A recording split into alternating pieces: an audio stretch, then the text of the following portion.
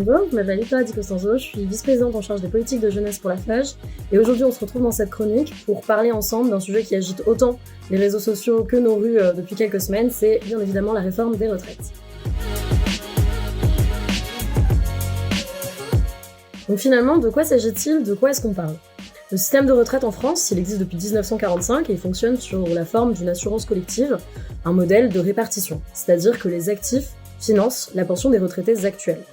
Et ce système-là, il a donné lieu depuis les années 45 à 42 régimes spéciaux ou autonomes qui existent en fonction des divers emplois. Mais finalement, que veut changer le gouvernement? Le souhait d'Emmanuel Macron, c'est de réaliser une réforme systémique de notre système de retraite, en créant un système universel par points où 1 euro cotisé en fait donnerait les mêmes droits à chacun.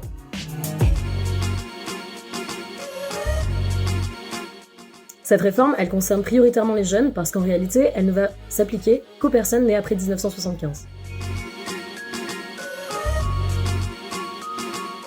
En décembre, la FAGE a pris la décision de se positionner sur cette réforme car nous estimons qu'elle est essentielle pour l'avenir des jeunes. Nos revendications, elles portent sur certains grands principes forts. Par exemple, nous émettons le souhait de créer des mécanismes qui permettront de prendre en compte les carrières et les études longues dans le calcul des points de retraite. Nous demandons également un retour aux 10 critères de pénibilité dans le calcul des pensions de retraite, le gouvernement en ayant supprimé 4 en 2018. Un autre de nos souhaits est de permettre de prendre en compte les stages dans le calcul des points de retraite, avec un mécanisme de points de solidarité en réalité comme cela s'applique aux volontaires en service civique. Nous demandons également que la gouvernance du futur régime de retraite universel soit paritaire pour permettre aux partenaires sociaux d'avoir une place déterminante dans sa gouvernance. En outre, nous demandons à ce que le minimum de pension s'élève à la hauteur du SMIC, pour que chacun puisse bénéficier d'une retraite digne. Enfin, nous demandons qu'il n'y ait aucune mesure d'âge qui soit présente dans le nouveau régime de retraite, parce que nous estimons que ça ne sera pas bénéfique pour l'avenir des jeunes.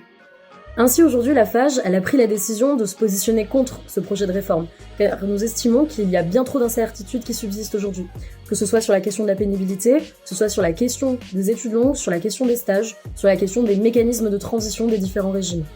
Même si le Premier ministre a pris la décision de retirer la question de l'âge pivot de l'avant projet de loi qui devait s'appliquer à partir de 2022, nos propositions, elles demeurent.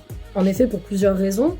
Déjà, parce que si la conférence de financement ne parvient pas à trouver de véritables solutions, il est tout à fait possible que l'âge pivot soit réintroduit par le biais d'une ordonnance. De plus, perdure encore aujourd'hui dans le projet de loi la notion de mesure d'âge applicable aux personnes nées après 1975. Finalement, au-delà de ce qu'on en pense, la FAGE, elle fait quoi? Elle agit comment depuis le mois de décembre sur la question de la réforme des retraites? Déjà, une première chose, c'est qu'on s'est mobilisé. On était présents au mois de décembre dans la rue. En outre, on a décidé d'aller directement au contact des jeunes pour les sensibiliser sur cette question, notamment à l'aide des fédérations territoriales, et nous allons continuer à le faire dans les semaines et les mois à venir. Enfin, on se mobilise auprès des parlementaires, en prenant des rendez-vous pour essayer de faire changer ce que nous estimons inacceptable dans cette réforme. C'est tout pour ce premier épisode des Jeunes en alerte sur la question de la réforme des retraites. On espère que ça vous a plu. N'hésitez surtout pas à nous suivre sur les réseaux sociaux et on se retrouve très bientôt.